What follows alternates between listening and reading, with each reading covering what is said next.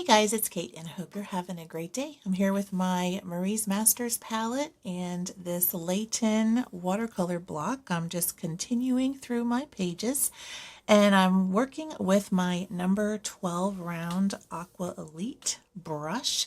And I'm going to be doing a little bit of a fruit watercolor painting today. And this is going to be very loose, kind of abstract, and a little bit experimentational. So if you want to join me in this painting, we're going to go ahead and get started. So I'm going to be working pretty wet today. And I'm going to be doing a very loose background and then coming in with a second quote and coming in with a second coat. So I'm going to start by putting in a basic shape for a little bunch of grapes, just like this. And I'm going to make it kind of cloudy. I want some brights and some darks. And then I'm going to go into that was purple red. Next, I'm going to go into my sap green and add some nice greenery around this. Then I've got some different colors just kind of dried up in my tray, and I'm going to come in here and use some of these for a bit of neutral. Now this is totally fine if it blends together, looks messy, cloudy, whatever. This is just going to be our basic first layer of paint, and then we're going to come back in when it dries with some more color. So I just want to get my very basic shape in here with some hints of color for what we're going to have underneath. And I'm just going to keep using what I've got left for my first basic coat. I might even grab another little bit of green and kind of put that down here toward the bottom, and you can kind of see the color changing just a little bit as we go. This is a very, very loose painting. Now I'm going to go back into my sap green and get a little bit of that purple mixed in with it just to tone it down a little bit. Now I'm going to add even some more green detail here, just loosely with my brush to make it very fuzzy while my paper is still wet. Maybe even some more down here. And this is going to serve as our background. So I'm going to let this dry and we'll be right back. All right, our paper is all dry and I really love how this background looks. I'm going to go in for our second coat now, where we're going to bring a little bit of shape into these grapes. So I'm going to grab my number 8 round and I'm going to start by going into this sap green, and I'm going to mix some in my little well here, and I'm going to add a little bit of this purple red. And this is just going to tone down that sap green just a little bit so it's not quite as bright. And I'm going to go over some of these spots with some harder color. I'm going to leave plenty of room for highlights, and actually let me zoom in a little bit so you can see what I'm doing. I'm going to grab some more color here and mix it in my tray so I got plenty to work with. And I'm going to loosely come in here and add these grape leaves, just like that. And I've got another sort of leaf bunch over here. Now I want to have plenty of contrast, plenty of light space here, so I'm not filling in the whole entire leaf. Then I'm going to come into my Viridian, mix it in a little bit here, and drop a little bit of that in as well. So we've got a couple of different colors going on with our leaves. And this is kind of a nice cool green, so it can be good for some shadowy areas or something like that. Now I'm going to have it kind of coming up here with our little vine, and I'm going to mix my 2 greens straight out of the pan and just let it come down into those leaves. And then with my color still straight out of the pan, I'm going to add a few more little details here, very dark, just like that. So you can see it's very simple. We're just kind of making some scribbly marks. Now I'm going to go into my purple red. I'm going to be using the purple red for some of my lighter grapes, and then I'm going to go into my darker purple. The one in my palette is a brilliant purple. So for me, it's going to be these two colors right here.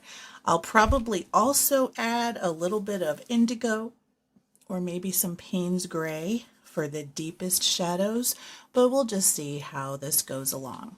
So I'm going to start with my lightest grapes, and I'm actually going to use my little watercolor blobs as some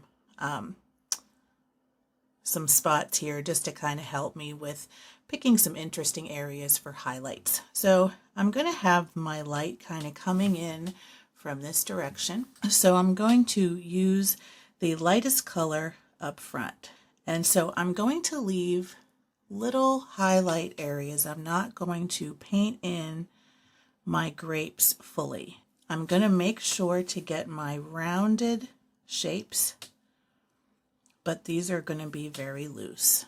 And I'm also not going to put them all together in the same spot because I'm going to be leaving some room for my darker purple, and so that is going to really help with having a variety of colors here. So I'm going to use, and you can see I'm just very messy with my grapes. I'm getting a rounded shape with some breaks in color, and it is not perfectly round or anything like that. Just some nice broken grape shapes. I can always do more, but I want to keep this very simple and loose. So my back side of my grape bunch is going to have the darkest color. And I'm going to start going into my brilliant purple now, and I'm going to mix up a little bit kind of next to that purple red. And I'm going to start dropping in a little bit of shadow between these grapes. And this is going to be more solid. I'm not going to have the highlight areas there. And I'm not going to fill in everything, but it's going to be much darker and much more solid, just like that.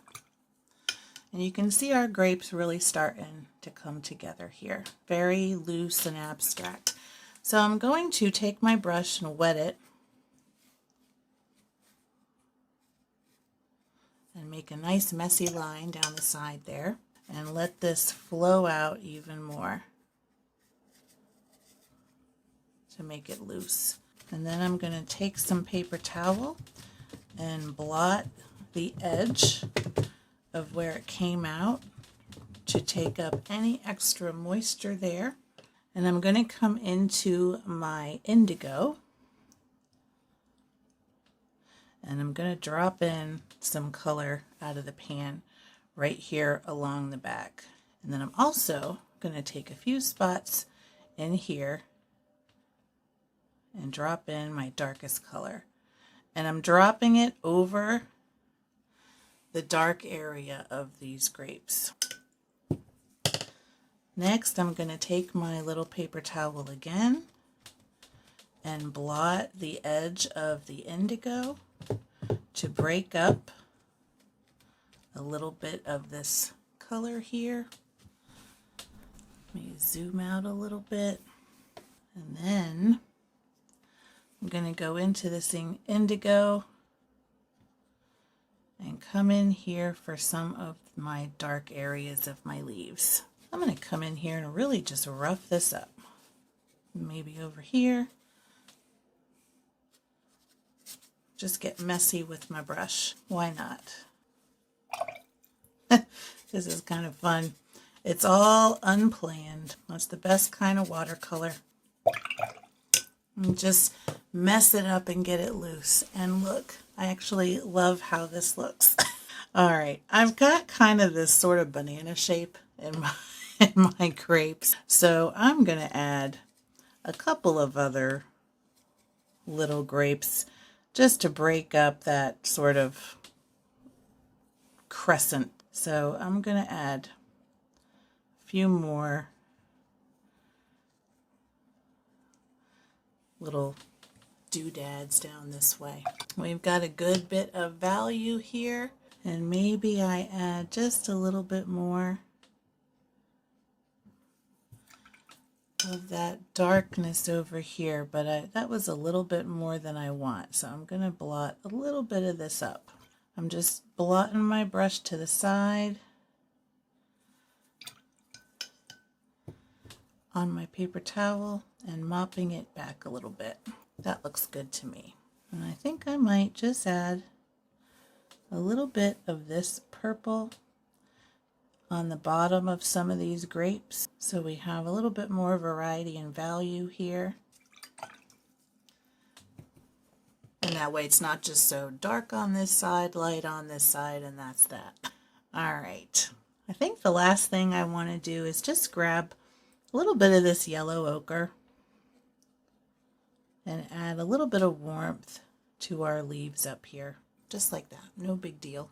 And I think we can call this done. I really love the mess. It's just called out to me, so I had to do it. But here are our abstract grapes. Very, very loose and messy, but a lot of fun and very easy to do. So I hope you enjoyed this video today. If you liked it, make sure to give it a thumbs up. If you want to see more like this, make sure to subscribe to my channel. Thank you for watching, and until next time, keep creating.